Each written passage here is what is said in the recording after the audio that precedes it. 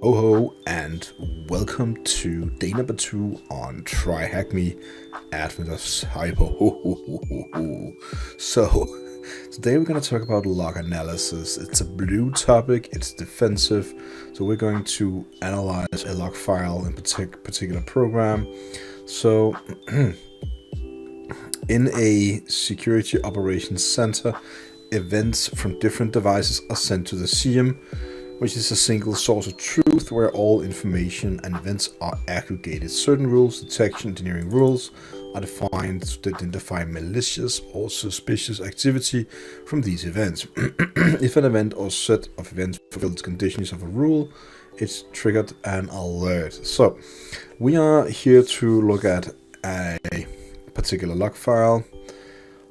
So, when we read all the different kind of text here to understand what's going on, we have to check out, is it a TP?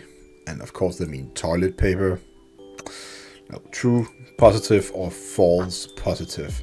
Now, throughout the years, I always had people difficulties understanding the two different things here. A true positive is the same as saying it's true. A false positive is the same as saying it is false. But a false positive might look positive even though it is not. And a true positive can look negative, however it is not. However, detecting the two or differentiating them from each other can be a difficult hard task ahead of us. So now that we have the machine open, we should definitely go ahead and copy paste the link here, copy link address, open the browser in the attack box. It is kind of slow, I know that. Even so, we are using the same amount of processing power as always on these attack boxes. So I'm gonna paste in the URL. We copy paste it from the side just on the left hand. Now we are loading Elastic, it says. So we are going to access the box, and the username and password is Elastic. Probably copy paste it from here without spending much time on typing it. Nope, maybe it's a small e. There we go. It was. So it is case sensitive. That is for you whenever you log in to notice. Now they do talk about that we can go ahead and click the menu right there and go ahead and click discover, which is what they actually tell us to do. And there is this one here called WinLogBeat, which is the one they task us to go ahead and interact with. So let's go ahead and I'm just gonna click on it right now just to see what's going on. Okay, so things are pretty fine. According to the alerts sent by Mayor's office, the activity occurred between. So we're gonna find an activity that occurred in between the 1st December. Well, the 1st December between 9 and 9:30. So we need to find some sort of rule in the log that is wrong some way to extrapolate different kind of information from it. We can set this in the time window by clicking the time frame and so on. Settings in the upper corner, right corner. So that's the upper right corner here. Note that it needs the click absolute tab. And we're going down here below. So we can click right there. And we can then go. We need to click somewhere on absolute. I'm not exactly sure how they got that. Now, there we go. So click it, absolute, the 1st of December, and we have to type in the time here down below. So that's going to be a 090000 and more zeros. It's just doing exactly what it says here down below, really. And you have to pick the one 9 o'clock. There we go. And then we can click update, it would seem. So now we have it, and we see a lot of stuff here that doesn't really make any sense. But we can look at it and say like, yeah, so we have the agent ID, an agent name, agent type, agent version, and different kind of things. So we are following the tutorial, and this is what we are seeing. Well, I guess not the exact same thing, but yeah, maybe we can. Oops, I shouldn't do that. Now, if we're clicking around doing something that doesn't work, just go ahead and say 9 again, update it, searching back, and we are back to the same time again. So it would seem that this is okay. So this is the one time, and the other time we could probably pick it right there and say 9:30. So now we're only getting the results, and this is what I was missing from the top here below, that you have to click the one on the left side to 9, the one other here on the right side to 9:30, and then we're going to get the exact same page as below. In the current form, these events don't even look easy readable. Now we can use the field in the left pane to add columns and results to make them more readable. So that's going to be here. And not really sure what I want to do. Since we are looking for the events related to PowerShell, we would like to know the following details about the logs: the hostname, or the command, where the command was run. We can use the hostname.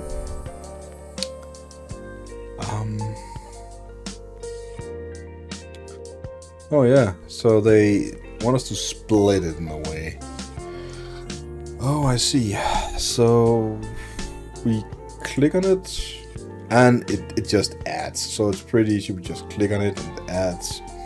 So hostname and user. So we have to look here for the different kind of things we want. User and name, in what event category. So event category, event this and that. Event category, process command lines. Just gonna go through these one by one. I know it's a bit tedious sometimes. Event outcome. So we're gonna go ahead and pick that. Event outcome. It should look something like the one we have on. Yeah, so down here below it says time, host name, username, category, process command line, and outcome. This is exact same duplicate of the names I have right here, and from that we can see all the different kind of log entries that we have located. So we are following and seeing interesting. So it looks like someone ran the same encoded PowerShell command on multiple machines, and they are especially looking at the where host there, and the one also here down below, and the ones there, warehouse 09, the service admin. So we can go and check that out. It does look like there's some encoded command right there. It looks like base 64 in a way, without guessing too much about it. I don't know what it's inside of it, but it looks like some base. It's also at the source IP, so let's do that. So we're gonna scroll down and find the source IP. I scrolled too much. Let's scroll up again. I definitely cannot look. Source IP, there we go. So now we also have the IP address here somewhere located. Let's scroll a bit, sorry. So we have 110.0.11.11. So it's the same IP, all of the entries we have. So, I don't know, difference at all, it seems like. So, now that is done, we can go ahead and search. Since the source IP field is only available for authentication events, we can fill out the process events to see if there's a pattern to do that. We can hover over the event category. So, event category.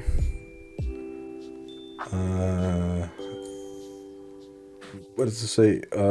Field in one of the process events, we will see the option to filter only for plus sign or filter for minus sign. As below, let's filter for authentication events by clicking plus. So we can do that on the event category, and then yes, filter for value.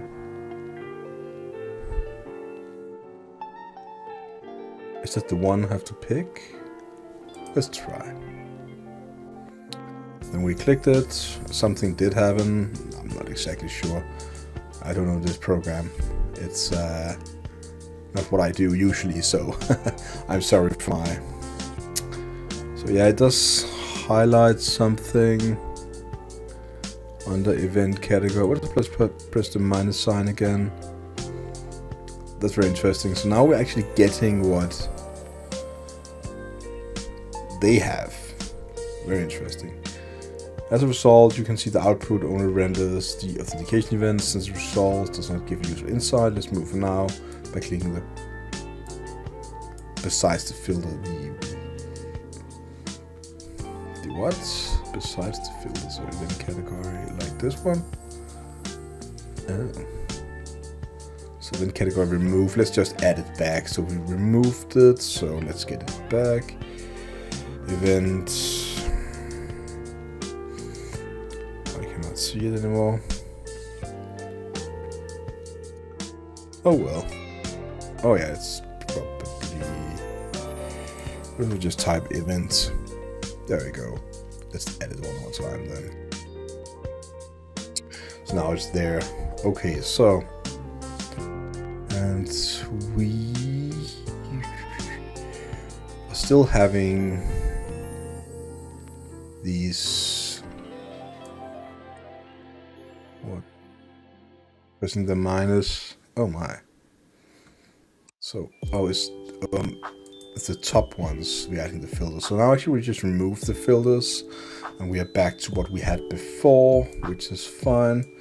Can I then move this? Can I drag it? That's very interesting. So it's, yeah, I can move to the left, to left, to left, to left, and I think that's going to be the correct position. So it's going to take some time. So now it says to understand the event further, let's filter for our username, service admin, source IP with 10.0.11.11 to narrow our search. And it does seem like it adds something up here in the top. So we can filter with the username, service admin. Seems like that is what we're going to need to do. So let's do that. So highlights that. And we get the same filter up here below, in the top, sorry. I'm also going to go ahead and filter with IP. So let's go ahead and add that. And now we are getting the exact same result as before. So 1, 2, 3, 4, 5, 6, 7, 8, 9, 10 different entries we have. And furthermore, it says, oh no, looks like these events have been coming from the same user and the same IP address. That is what we already talked about so far. And we can see like where host, it's different username, but like 1, 2, 3, 4, 5, 6, 7, 8, 9, 10. Interesting incremental values. So this also does not explain the spike. Let's filter for authentication event first by clicking the plus sign, so we can find the authentication under event category. There we go. So let's also filter for that. And more, let's filter out the source IP. So we need to filter out that, so we can basically remove it from the top. And then we have highlighted different kind of events and usernames. And then we can actually say yeah, so we had to press the minus sign on the IP address to have the not filled up here. So it's event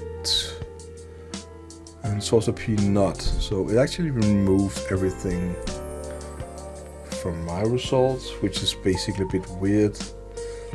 Username service admin, exactly the same. Use category authentication.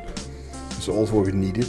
And then we have the not on the IP address, which is kind of weird that it does not function the same way. Let's fill that one time. So we have no results, particular event here. Let's just remove it. So now that we have the same again,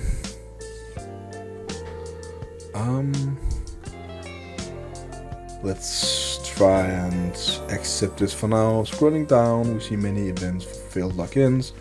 We also see that the IP address for the spike ending at so we actually do need to have that. So we need to do something. Yeah, it would seem that we need to have that as a filter. So let's go ahead and add it again. It does say no. Let's go ahead and remove the other ones and see if we click something wrong. Well, it does seem we didn't, so let's add it one more time. And then, yeah. There's admin, source admin. Let's see. And the event category is authentication, not as a process. Let's see one more time what happens. So we get the process. So let's remove all the filters. Refresh the logs. Let's add the authentication filter as before. And the service admin filter as before. And then remove the 10, 0, 11, and that should give us exactly the same, but does not. So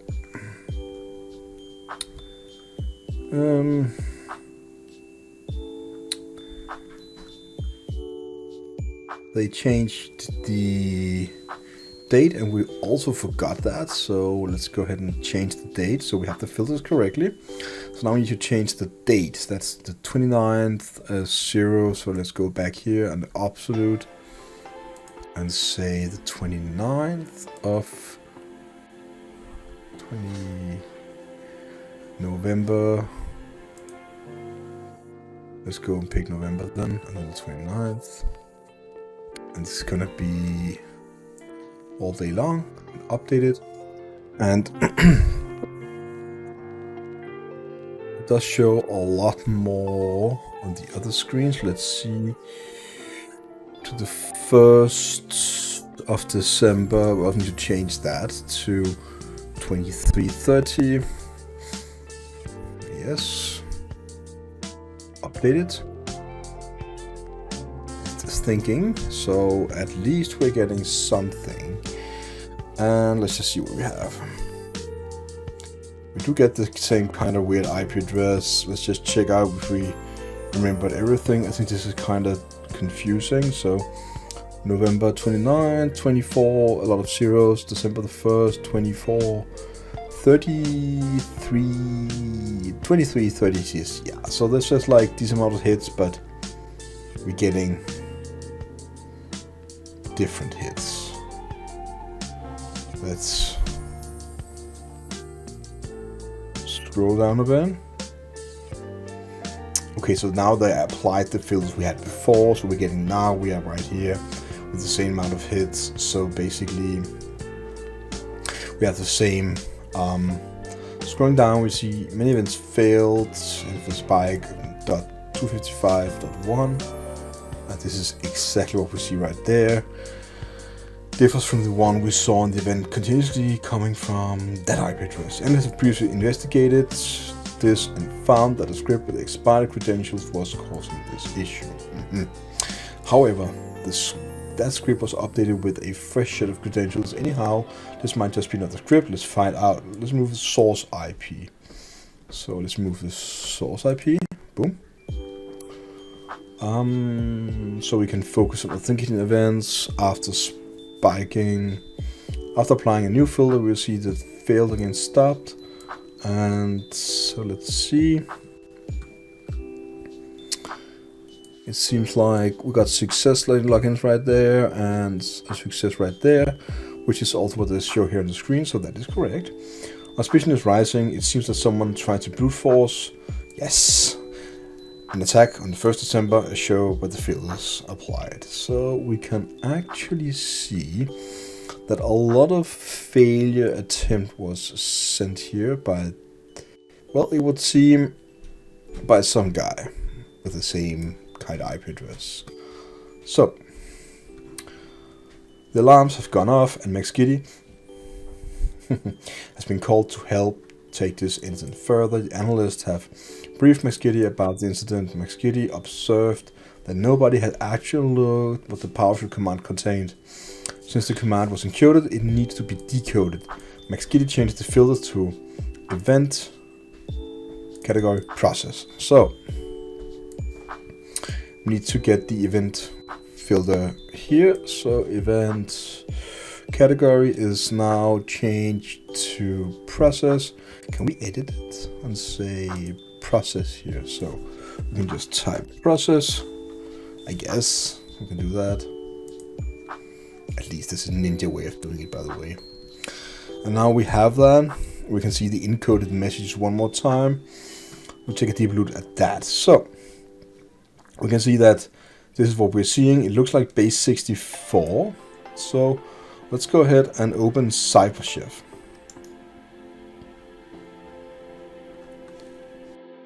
CyberSecurity is a very wonderful tool that can help us to decode, base 64 stuff. So I put it in the recipe, and from base 64 we're getting something here down below. Install Windows Update accept all auto reboot. So it's some sort of message right there. So we actually removed the encoding by using CyberSecurity, and this is the message. Now we also need to apply UTF, so we need to put in a decode text. So it does say and decode text, so we need to decode this here below. Anyways, we have the message, but we probably not need to have a little more easy way of what is the format? UTF-16LE, so it's gonna be UTF-16LE1200.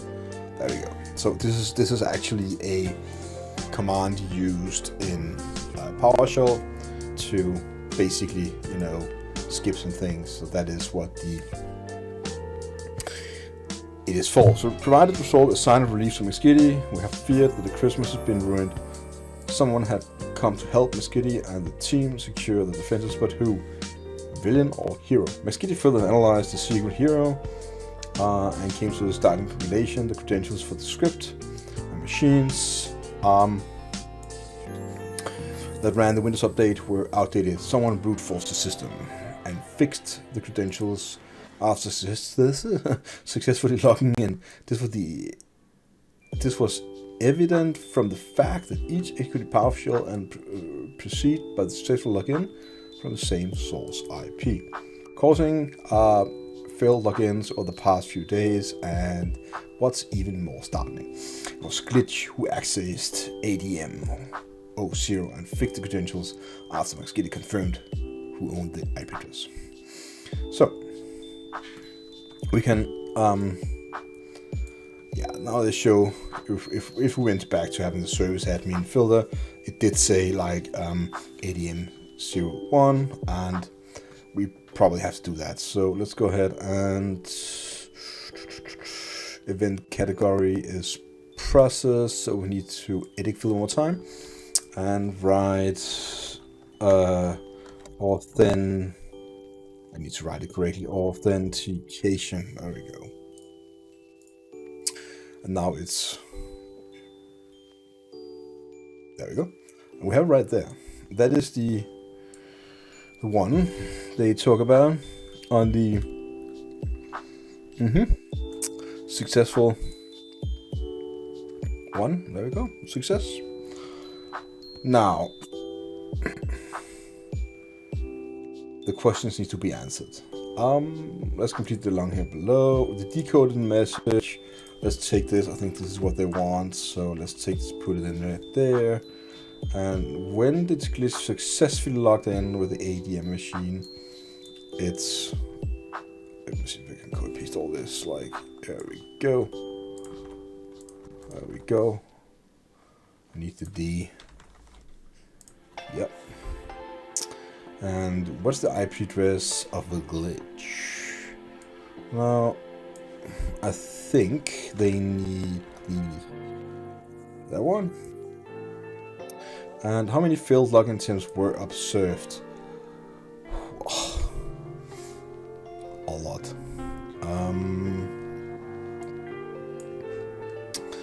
Let's fill the failure in. So let's do this. And now we have, I think it's 6,791. Yes, let's see if that is the one. Yes, correct. So we just used the filter to add the outcome of failure. And what is the name of the account causing all the failed?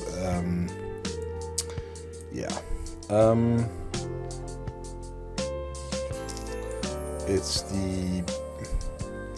I don't know exactly if I can post this. That's not the account, but no. The account. Oh, do we have that one filter called account? No, do not. Now, what would that be? The service admin. There we go. Yeah. Would be the account name then. Okay. So, by fumbling a bit and reading the text and basically going through it all, we successfully found the answers. And now we are using Elastic, which was my first time ever. And I'm not really a good guy, you know, but I'll try my best. So I definitely learned something from it, you know, how to filter in these given kind of logs. You have to get the mindset right when reading these kind of logs. And definitely you have to be in the Christmas mood.